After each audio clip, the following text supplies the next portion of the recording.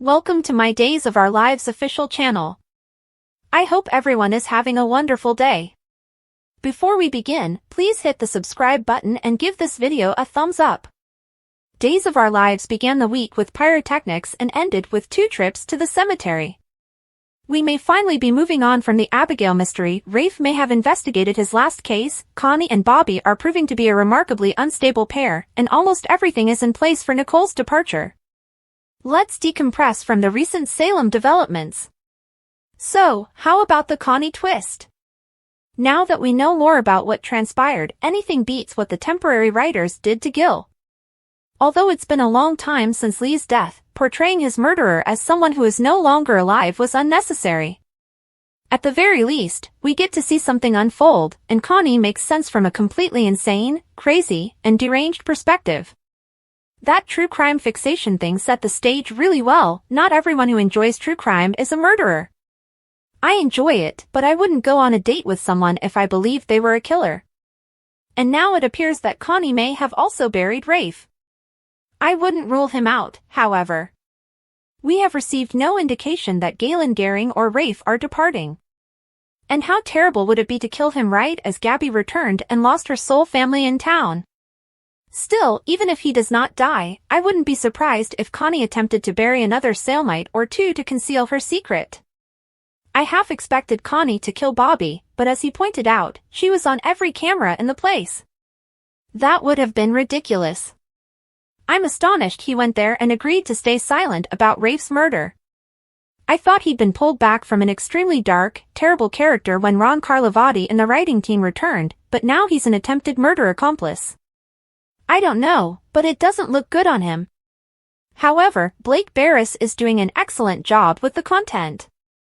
Bobby is far more intriguing than Everett, and Barris' performance as Bobby, claiming to be Everett while being subtly off, could not have been easy.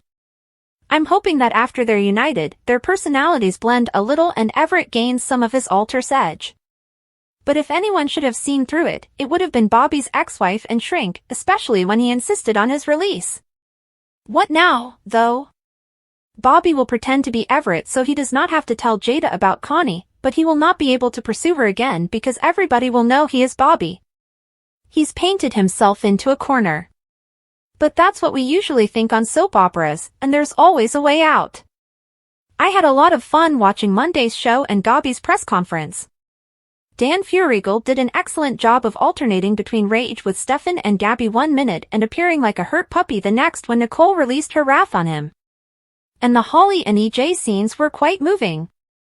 She's annoyed with him, but she also understands his urgency. As much as an adolescent can. But I was also shocked by how well Nicole seemed to understand it. I expected a lot more wrath from her. She didn't even toss his rings back in his face, she simply handed them over. What will happen to Nicole and Eric? I was thinking about it earlier this week. As I mentioned in the headline, we've reached Nicoles End Game. There are only 2 weeks left, and I'm not sure how they'll end.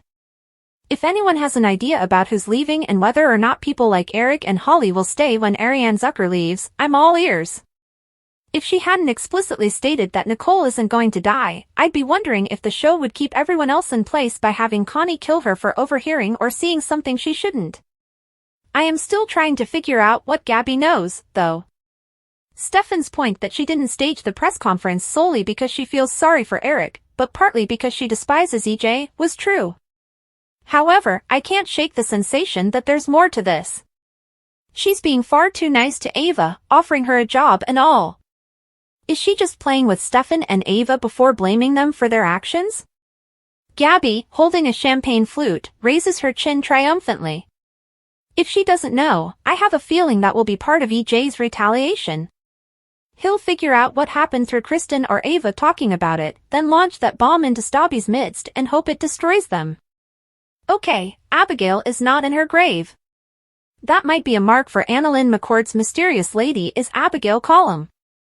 But Clyde could have simply swiped the body. And, according to Billy Flynn, there was no plan to bring Abigail back until the strike material sparked the tale, so I believe that's a mark for the she's not Abigail column.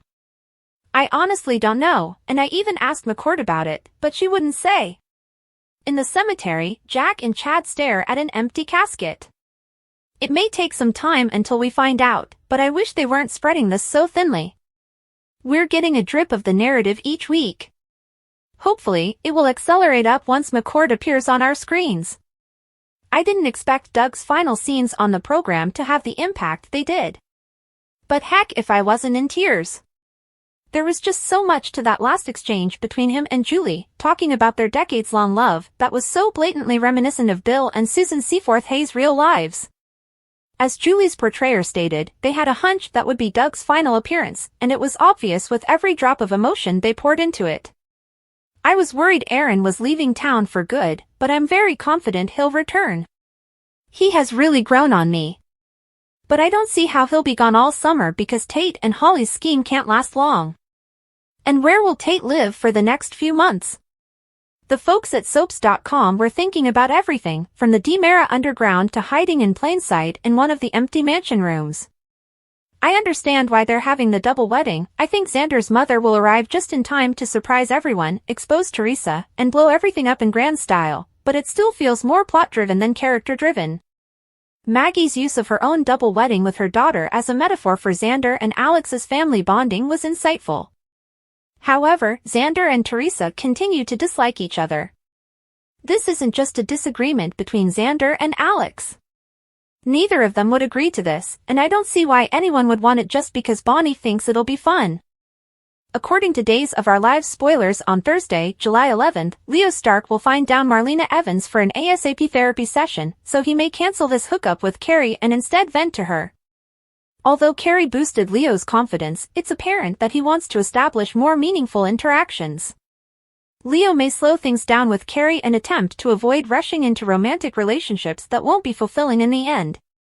However, it is feasible that Carrie will hook up with Leo and run away, leaving Leo feeling very used. Whatever the case, Days spoilers indicate that Leo will have a lot on his mind, so Marlena will be there to help unpack everything. It turns out Marlena and Leo will end up watching TV together with some popcorn, so their night will still be enjoyable. Next, Days spoilers predict Chad DiMera and Jack Devereaux will be reeling from Abigail DiMera's empty casket, so they'll keep Rafe Hernandez and Jada Hunter updated on the shocking revelation. Jack and Chad will look at the tape Clyde Weston provided again, and they will begin to wonder if the mystery woman is indeed Abigail, especially now that it has been established that Abby's body is not in her casket. On Thursday's DOL episode, Doug and Julie Williams will learn of Abigail's missing corpse, but they will also take time to celebrate their love. This will be Bill Hayes' final day's appearance before he died, so fans will not want to miss his farewell scenes. It will be difficult knowing that Hayes has no more episodes remaining, but this one was undoubtedly memorable. Days of Our Lives spoilers suggest Doug and Julie will have a powerful chat at the Horton house, but we'll have more on Doug's demise later. Days of Our Lives spoilers for the week of July 15th to 19th state that Marlena Evans will scold EJ DiMera for his role in keeping Jude Brady away from Eric Brady. Later, Johnny DiMera would discover EJ moping about the loss of Nicole DiMera, allowing him to gain updates on the entire terrible narrative and console his father despite EJ's poor. Thanks for watching. If you like this video, so please don't forget to subscribe my channel and don't miss any update.